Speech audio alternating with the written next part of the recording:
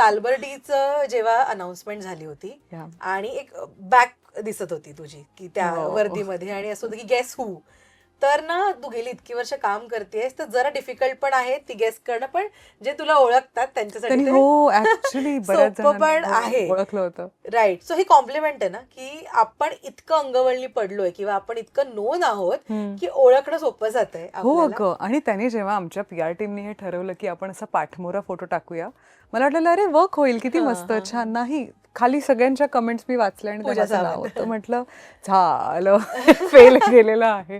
पण ऍक्च्युली आम्ही जिंकलोही होतो तिकडे, कारण का ओळखलं होतं. आणि ही कॉम्प्लिमेंट पण आहे ना, आपलं काम प्रेक्षकांपर्यंत इतकं पोहोचतं की आपल्याला सहज ओळखतं. ऍब्सोल्युटली. आणि मला छान वाटलं की मला पाठमोर ओळखलं यार, क्या बात आहे. आणि जे मी सुरुवातीला म्हणाले की वर्दीमध्ये तू फार छान दिसतेस. थँक्यू.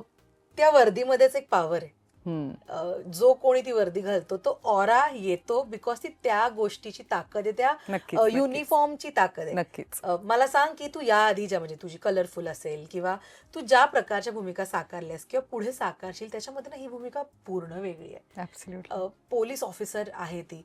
मला सांग की तुझ्यासाठी ही किती जबाबदारी असणारी होती, कारण पूजा सावंत म्हणलं की सगळ्यांना कलरफुल दिसते किंवा निळकंठ मास्तर मधली ती मुलगी दिसते, अधिरमन झाली तिचं गाणं दिसतं. तुझ्यासाठी हे खूप ह्यूज ट्रान्झिशन होतं अशा प्रकारची भूमिका घेणं? दर्शना, मी ना अगदी सुरुवातीला ठरवलेलं, म्हणजे अगदी जेव्हा क्षणभर विश्रांती आला तेव्हाच ठरवलेलं मी एका पठडीतले रोल नाही करणार. मला खूप एक्सपेरिमेंट करायचे, कारण मी कधी कुठे ऍक्टिंग शिकले नाहीये. त्यामुळे मला माझं तर कळू दे की मला किती येतंय, मी काय काय एक्सप्लोर करू शकते. मग एका पॉइंटला मला कळलं की अरे छान रोमॅन्टिक सिनेमे मी करू शकते. मग अचानक जेव्हा लपाछपी आला तेव्हा मला कळलं की अरे हा पण होऊ शकतो जॉनर, मी करू शकते. मुळात मी स्वतः कधीच हॉरर सिनेमे पाहिले नव्हते, पण लपाछपी सारख्या सिनेमात मी काम केलं, तो लोकांना आवडला, त्या चित्रपटाने अनेक अवॉर्ड्सही घेतले. सो तो एक एक्सप्लोअर झाला. आत्ता राहिलं होतं काहीतरी असं, मला कुठला तरी युनिफॉर्म परिधान करायचा होता. I always wanted to wear either uniform of army किंवा नेव्ही किंवा पोलीस किंवा काही कुठला तरी युनिफॉर्म. आणि मी बरेच वर्ष वाट पाहिली दर्शना, आणि फायनली लग्नानंतर हे माझं स्वप्न खरं झालं. मे बी माझ्या लग्नाचा पायगुण, नवऱ्याचा पायगुण. पण तुला प्रश्न पडला होता सालबर्डी म्हणजे काय? मला पडला होता प्रश्न. ऍक्च्युली नाव वेगळं होतं सिनेमाच्या आधी, आणि नंतर जेव्हा आम्ही ऑफकोर्स शूट करायला लागलो तर शूट करत असतानाच कळलं की त्या गावाचं नाव सालबर्डी आहे, आणि त्यामुळे सिनेमाचं नाव सालबर्डी. पण म्हणजे जरा भीतीदायक आहेत टीजर, भीती वाटते बघून. Yes it is.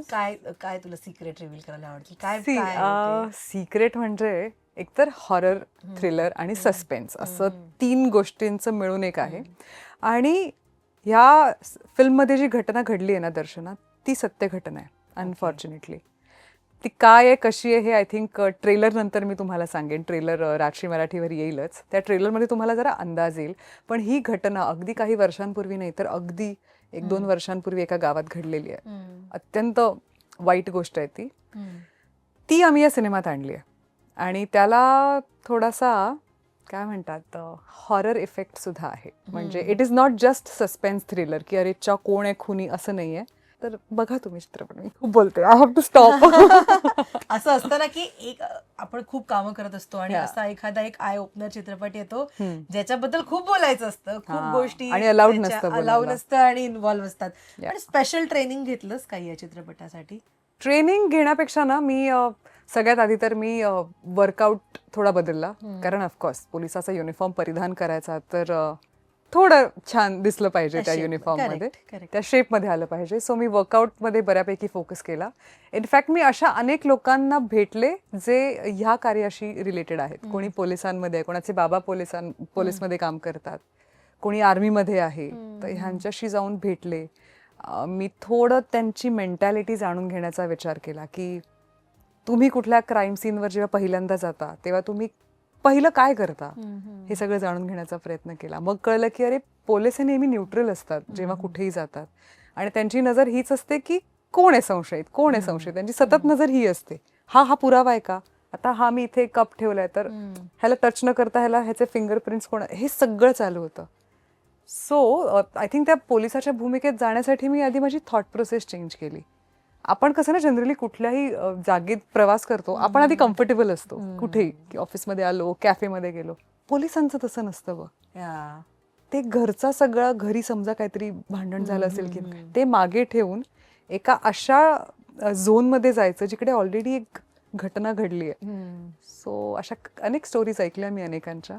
सो हा असा काइंड ऑफ माझा अभ्यास पण होता. ते ऍक्च्युली जरा आपलं मेंटल स्ट्रेस देणाऱ्या सुद्धा या अशा प्रकारचे शूटिंग असू शकतात पूजा अनेकदा, असू शकतात, है ना? होऊच शकतं ते. म्हणजे इफेक्ट होतो थोडासा थोडासा आपल्या विचारांमध्ये होतो. किंवा मे बी त्या दिवसांच्या बिहेवियर मध्ये सुद्धा, की आपण सेटवर खूप निगेटिव्हिटी बघतो किंवा तशा प्रकारचं शूटिंग म्हणजे तो ना आपसुकच एक निगेटिव्ह अटमॉस्फिअर क्रिएट होतं, जे आता मी टीजर मधनं दिसतंय त्याबद्दल म्हणते.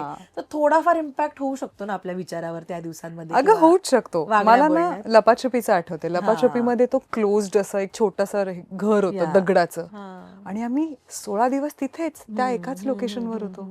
त्यामुळे मेंटली सुद्धा आपण जसे ओपन विचार करतो तसं नव्हतं. आम्ही रोज सकाळी त्या शेतात शिरायचो, असं वाट काढत अच्छा हे आलं, आता दिवसभर इथेच थांबायचं. ह्या सगळ्या विचारांमध्ये आम्ही इतके काय म्हणतात, आमचं थोडंसं वागणं बदललं होतं. इनफॅक्ट एकदा आमच्या सेटवर रात्री नाईट शिफ्ट चालू होती लपाछपीची, आणि कोणाचा तरी किंचाळण्याचा जोरात आवाज आला, आणि आम्ही त्या आवाजाच्या दिशेने धावत गेलो. तर आमची एक हेअर ड्रेसर होती, ती चक्कर येऊन पडली होती. तर आम्ही तिला उठवलं, काय कसं. तर तिचं असं म्हणणं आहे की तिला शेतामध्ये काहीतरी कोणाचे तरी चेहरा दिसला आणि ते डोळे जरा विचित्र होते.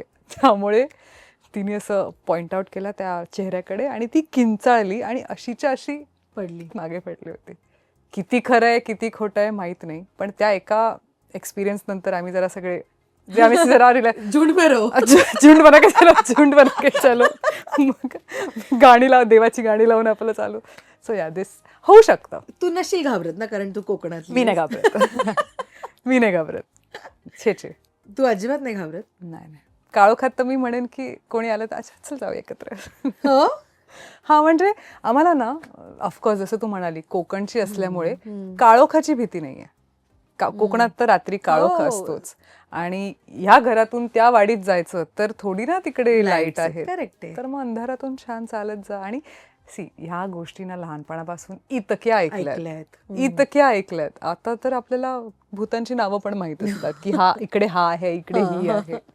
काय नाही, राखणदाराचं नाव घ्यायचं आणि चालायचं पुढे. क्या बात आहे, मला खूपच आवडलाय हा पॉझिटिव्ह अप्रोच.